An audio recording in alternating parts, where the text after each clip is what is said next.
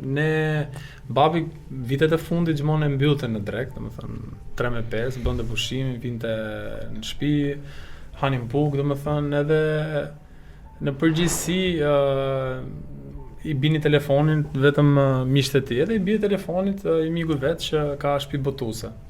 I thot Gindo, vish pak poshtë, thosh hapet farmacinë, se ne shtëpinë kemi afër me farmacinë, edhe i thot se jam me Ismaili. Thot, me kë Ismaili?